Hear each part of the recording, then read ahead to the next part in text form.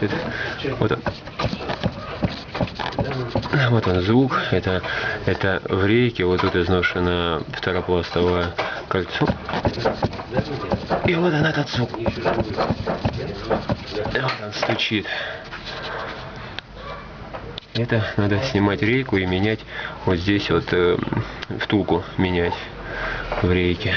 Это будет издавать двойной стучок в машине, такой вот такого рода будет. Одинарный звук — это шаровый.